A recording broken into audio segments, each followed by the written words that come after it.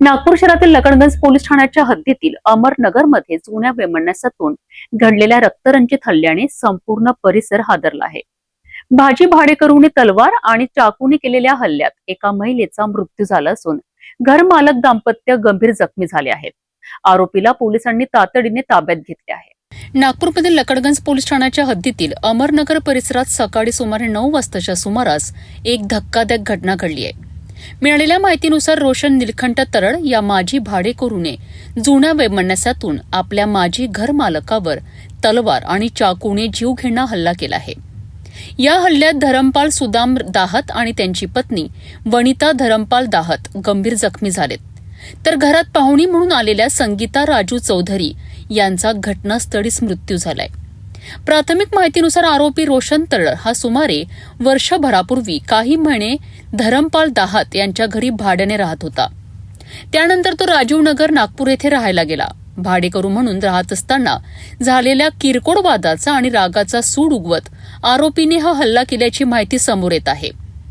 हल्ल्यानंतर आरोपी घराबाहेर आला, मात्र परिसरातील काही तरुणांना पाहताच त्याने त्यांनाही धमकावलेत आणि पुन्हा घरात जाऊन दरवाजा आतून बंद करून बसला।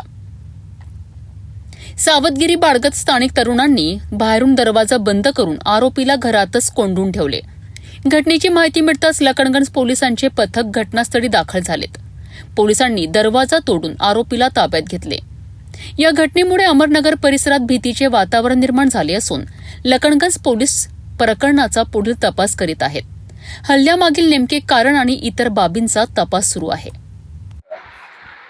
आज या नमूद घटनेच्या संदर्भाने आज सकाळी MIDC पोलीस स्टेशनच्या हद्दीमध्ये वार्ड क्रमांक 10 राम मंदिराजवळ अमरनगर या ठिकाणी धर्मपाल दहाड यांच्या राहत्या घरासमोर या ठिकाणी सकाळी 9:40 यातील जो आरोपी इसम आहे रोशन निळकंठ तराळ याने घरमालक धर्मपाल दहाड, वनिता दहाड यांना गंभीर जखमी करून यातील त्यांचे नातेवाईक संगीता चौधरी ह्या महिला आहेत यांना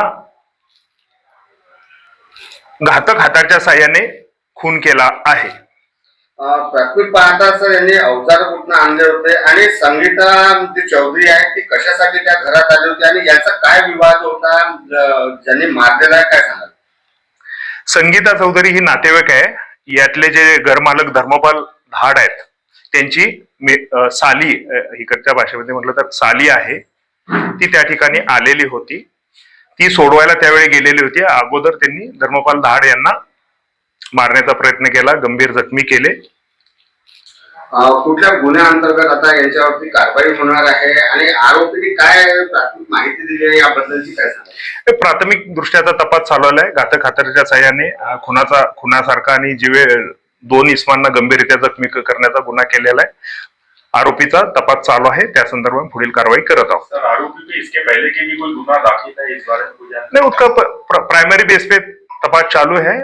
उसके बाद पूरा तपास होने के बाद एक के अलावा इसमें और भी आरोपी होने की संभावना है या एक आरोपी कितने हैं सर? आता प्राइमरी बेस तो एक का तो रोल दिख रहा है, बाकी का तपास चालू है।